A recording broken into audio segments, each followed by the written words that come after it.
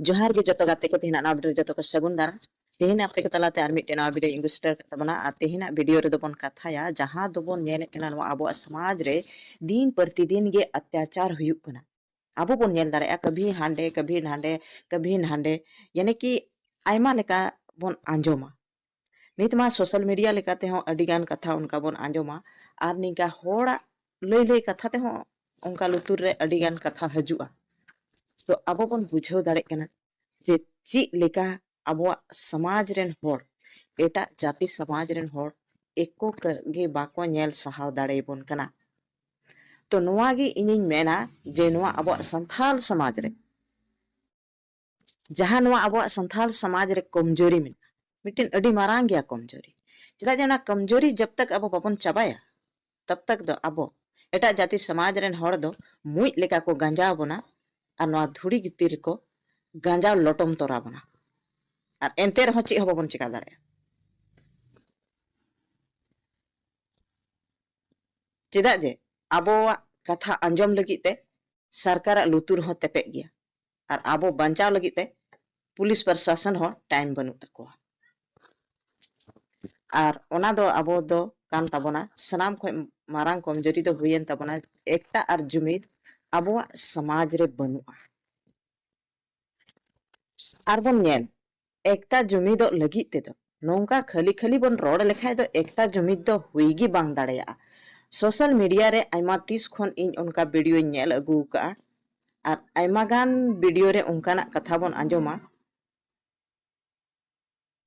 जे जुमीद आबोन एकता आबोन तबे अब समाज बन बंचाव दाड़ेया एटा जाति खन आबो बन रुखिया दाड़ेया मेनखा इना तीस खन रोड कते रहो तेहिन बन नेल दाड़ेया तेहिन धड़ी हो जुमीद बांग हुई कना चेदा बांग हुई कना नोंका रोड मतो ते जुमीद तो बांग हुई दाड़ेया ओना जुमीदो लगित ते दो होर रे फेडो हुयुआ आर आबोरेन संथाल समाज रेन होर उदु को हुयुआ ओकालकाना होर ते बन ताड़ाम लेखान आबो बन जुमीद दाड़ेया आर आबोआ एकता हुई दाड़ेया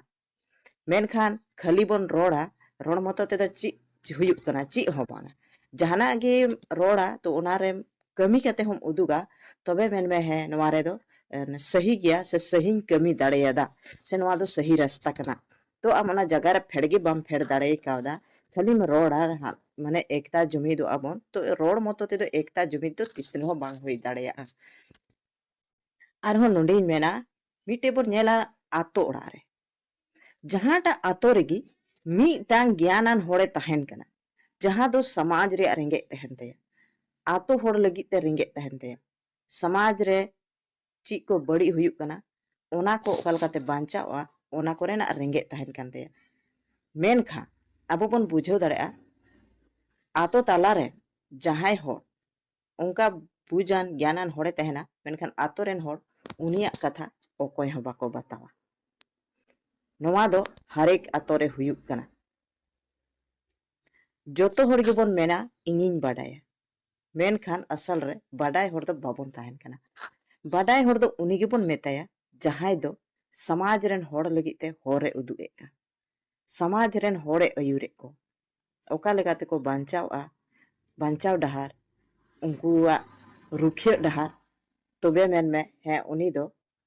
एकता जुमीदो लेकाते अडी आयमा लेकाना कथाय बाडाया मेनखा रोड मतो ते एकता जुमीद मा बांग हुयुक कना आर नोंका बोन नेल दाड़ेया हर आतो रे मेना आकोआ मी बार होड़ जहां दो अडी बाडाय होड़ मेना कोआ बुद्धिजीवी होड़ मेना कोआ जहां दो समाज रे रेंगे मेना तकोआ मेनखान अगर जुदी उनिया कथाते मिटे आतोरेन होड़ को चला उनिया आतोरेन होड़ को बुझाव तया तबे खा बुझाव पे उनका तिगे अबुआ जुमीद तो हुई दाड़ेया मिटे आतोरेन होड़े जुमीद ना बारिया आतोरेन होड़े जुमीद ना उनका कते आडे पासेरेन होड़ को जुमीद ना और उनका तिगे बोन जुमीद इदी दाड़ेया और ओना रोड मतो ते हो बाय जुमीद दाड़ेया उनको लई को बुझाव को होर उदु को जेमन उनको ओना होर रे कमी कते से ओना होर रे ताहे कते उनको आको ओड़ा दुआर को चला बनाव दाड़ेया और मिटे नवा समाज रे कथा इदी कते को बुझ और ज्ञान को न्या तो बुझो पे तभी गे अब बन उम्मीद दाड़ेया कना जे बन जुमिद दाड़ेया बांग खान तो अड़ी मुश्किल गया जुमिदों दो चेदा जे रोड मा अड़ी दिन खुनी आंजम दा अड़ी दिन खु इन आंजम अगू का जुमिद अबन एकता अबन मेनखान जुमिद एकता तिहिन धरिक ते बांग हुई कना हनको मेना को गया राजनीतिक वाला उनको पार्टी मेना मेनखा उनको दो बुझाव दाड़े को अब समाज लगी ते दो रेंगे दो बनु तको उनको दो पार्टी लगी ते रेंगे मेना ako hanan hawa party re abo hor rehen menak ko तो उनको मुद्रे आको को तपा जे आम दो नवा पार्टी रेन हनी दो हना पार्टी रेन हई दो नवा पार्टी रेन आको पार्टी रेन हर को इद्री जुमा और बांग को सोचावा जे ओना खो लहार दो अबो दो मिटे समाज तला रेन हर कना बन अबो समाज रेन हर कना बो नवा दो को हिड़िया पार्टी को चलावेन खान पार्टी गी मारा आको समाज दो कटी गी को लेखाय ओना तगी तो बन नेल को जहाना गे प्रोग्राम तहन रहो बाको कथाया जे समाज ओकल का तबन बांचावा समाज ओकल का तबन रकागा से समाज रेन होड़ चिल का तबन गोड़ो कोआ से चिल का ते होर बन उदु कोआ जे उनको को आको भविष्य रे को होर को नाम दाड़ेया जेमन तिहिन आको को कमी एहोल खा गपा हिलो आको रेन गिद्रे को कमिया उनकाना दो बांगा खाली पार्टी रेनांग बाखरा गे ना को रोड़ा और बापे पतिये कान खा आपे पे आंजम दाड़े तकोआ जहां तिने एखेन होड़ गी मेना कोआ नेता रे तो फिर भी उनागे को कथाया और मिटे को जोड़ाव आखरी ओलो पे पढ़ा पे लहा पे ओलो पढ़ा मतो ते दो ओकोयटा ए लहाव कना आपे पे नेल दाड़े कान गया से अब समाज रेन होड़ तिने ओल पढ़ाव कते को दुड़ु कना ची को चिकाव का सरकार ठे हो इना नौकरी बनुआ जे ओल पढ़ाव कते जतो हर नौकरी एम दाड़े तो उनी उनकाना कथाम लैया उनकाना कथाम चिया जे आम नौकरी बाम नाम रहे ओड़ा रे आमांग रोजगार खुलेव कते आमांग जहाना कमी सा कते ओड़ा रे ओना खो बार पैसाम कमी दाड़े मेनखा ओना को मा ची हो बाम लई दाड़ेया खाली ओनाम लैया ओलो पढ़ा कते हो बाको सक्सेस दाड़े कावदा सनाम हो जतो हर दो सरकार नौकरी बा एम दाड़े को तो ओनाते इᱧᱟᱹᱝ मेन दो मेना आ जे नवा जहां एकता जुमिद बन मेनदा तो ओना लगी ते हर रे फेडो हुआ और एकता जुमिद लगी ते आतो दिसम रेन जहां तिने संथाल होड़ मेना बना उनको हर उदु को हुआ और नवा हरते हना हरते ताणाम लेखान अब बन एकता जुमिद दाड़े और उनको हर जब तक बाबन उदु को तबे खा एकता जुमिद लगी हो बाको हजुआ चेदा जे अब बन बड़ाय गया अब हर हपन दो ओकोयटा हो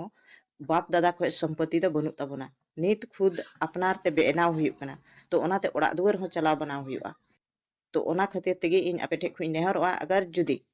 आपे पे मेना एकता जुमिद अब तबे खान दो उनका गी मिटांग होर रे ताड़ाम हुई तबना और बांग खान अब बन नेल दाड़ेया कना चेलका अब संथाल होर साथे घटना हुई कना नोंका रोड रोड तेगे बन